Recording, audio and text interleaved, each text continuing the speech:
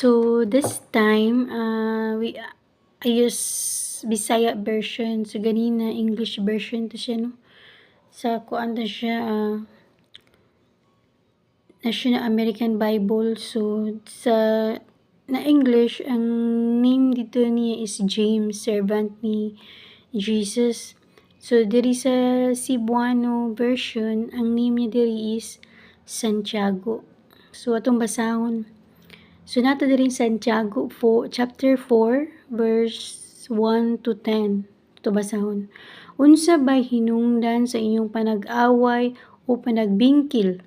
Dili ba ang inyong lawas nung kaibog nga nagkasumpaki sa sulod ninyo? Gusto kamong manag-iya mga butang niya kay dili man ninyo maangkon subuot kamong mupatay. May gikaibgan kamo pag-ayo apan wala ninyo kini makuha.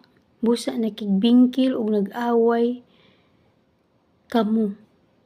Wala kamo makabaton sa inyong gitinguha kay wala man kamo nangayo niini sa Dios. So, manay pong ni Santiago. Ug sa dihang nangayo kamo, wala kamo hatagi kay dautan man inyong tuyo. So, nangayo kamo aron lamang sa pagtagbaw sa inyong mga lawas nung kaibog. Mga maluibon, wala ba kamo masayod nga ang pagpakihigala sa kalibutan mao'y pagpakig-away sa Dios?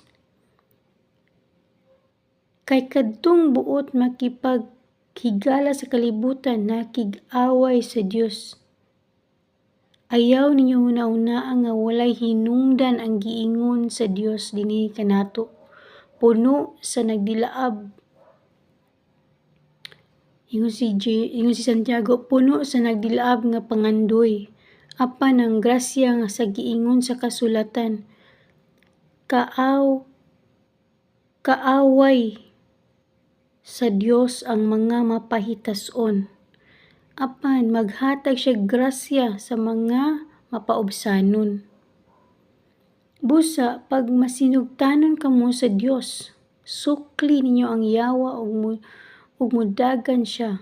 Duol kamo sa Dios ug muduol siya kaninyo. Pag hinulsol kamo, mga makasala, inlui ang inyong kasing-kasing, mga tigpakaron ingnon, pangaguol kamo, pagsubo o paghilak, ilisi ang inyong katawa sa hilak ug ang hudya ka sa kasubo, pagpaubos kamo sa tubangan sa Ginoo ug bayawon kamo niya. Manay pulong ni Santiago. May sulugoon siya ni Jesus. So, thank you sa pagpaminaw. God bless.